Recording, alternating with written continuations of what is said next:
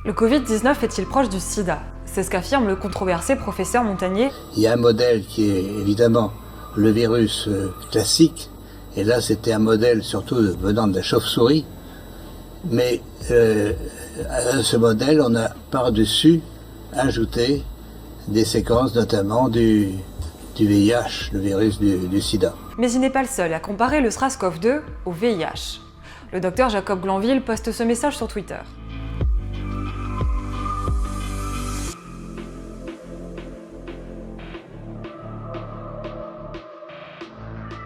Il est retweeté plus de 900 fois. Le SARS-CoV-2 infecterait les lymphocytes T, des globules blancs essentiels à notre système immunitaire, puis causerait leur mort. Il se comporterait donc comme le virus de l'immunodéficience humaine. Mais d'abord, qui est ce Jacob Glanville? Vous l'avez peut-être vu dans la série Netflix Pandémie. We're making a vaccine that could treat all future versions of flu. C'est un immuno-ingénieur américain, mais aussi un homme d'affaires. Il fonde sa société privée en 2012, spécialisée dans la technologie pharmaceutique. Et sur Fox News le 19 mars, il s'avance. We're about 3 to 4 weeks away from completing all of our engineering. At that point, the completed drug is going to go to the US AMRID, so that's the US military, and they're going to be testing it for its ability to neutralize the virus. Ses intentions sont peut-être bonnes, mais le docteur Jacob Glanville a un intérêt économique. Pour appuyer sa théorie, il partage une étude publiée le 7 avril dans le journal en ligne Cellular and Molecular Immunology.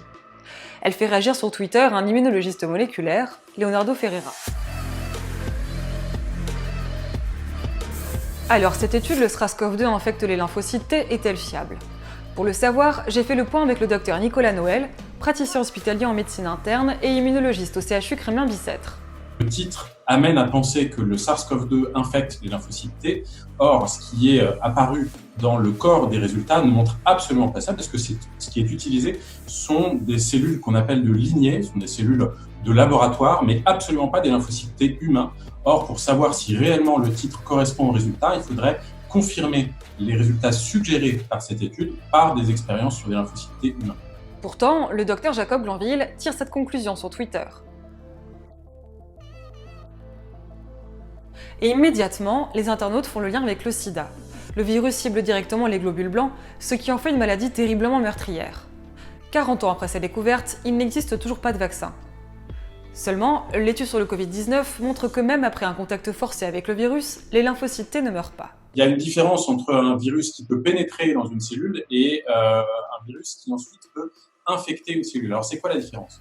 Un virus peut pénétrer dans une cellule parce que les membranes du virus vont fusionner avec les membranes de la cellule dans laquelle il peut pénétrer.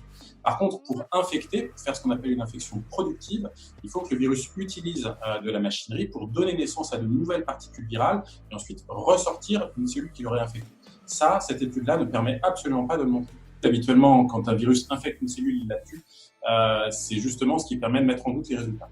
Alors pourquoi le taux de lymphocytes T est-il très faible chez certains patients atteints de Covid-19? C'est tout à fait normal qu'il y ait une fragilité dans les suites d'une infection virale, ce d'autant qu'il y a une infection virale ici, le coronavirus, qui donne beaucoup d'inflammation. Pourquoi? Cette inflammation, elle va mettre en jeu les réserves. Elle va donner une réaction immunitaire qui est très importante et derrière, elle va conduire à ce que je vous expliquais, c'est-à-dire des phénomènes d'épuisement cellulaire, immunitaire qui peuvent durer quelques jours, voire éventuellement quelques semaines. Donc c'est normal d'une part de se sentir fatigué, et quelle que soit l'infection virale, c'est très valable avec la grippe, et ça je pense que tout le monde le sait très bien.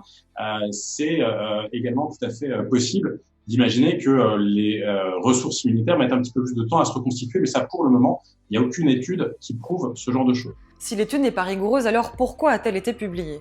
En plus, comme c'est dans Nature, les gens vont y croire, dit un internaute.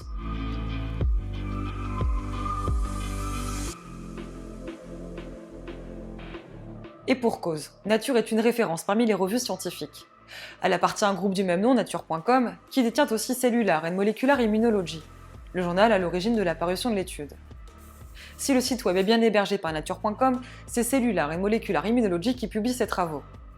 Et ça n'est pas tout. Le journal reçoit l'étude le 21 mars et l'accepte le 24 mars. Elle a donc été étudiée en à peine 3 jours. Cette étude apparaît très rapidement après sa notification au journal, c'est-à-dire que ça laisse sous-entendre qu'elle n'a pas vraiment été relue ou que si elle a été relue, ça a été extrêmement rapide. Pour que n'importe quelle étude scientifique soit valide, il faut une relecture externe au groupe de chercheurs. C'est ce qu'on appelle en anglais du peer reviewing, c'est de la relecture par les pairs qui sont de la même spécialité ou du même champ d'investigation et qui permettent de justement de faire ce qu'on est en train de faire là, c'est-à-dire de se dire que les résultats qui sont apportés ne correspondent pas au titre, ne correspondent pas à la méthode, ou qu'à l'inverse, ils y correspondent, que la méthodologie, que les figures qui sont apportées doivent être soit précisées, soit étoffées, soit affinées. Et ça prend en général plusieurs semaines. Un papier de cette envergure, potentiellement, il peut mettre entre 3-4 semaines jusqu'à 6-8 mois parfois à apparaître. Et ce n'est pas la seule étude sur le site à être validée rapidement. Celle-ci, par exemple, a été reçue et acceptée le même jour. Elles ont un auteur en commun, Xing Gongtian. Mais il est aussi le rédacteur en chef de Cellular and Molecular Immunology. Il faut savoir que plus un journal publie, plus ses études sont citées et plus il gagne en Eigenfactor. C'est l'indice d'influence des revues scientifiques. C'est peut-être là la raison de ces mauvaises pratiques.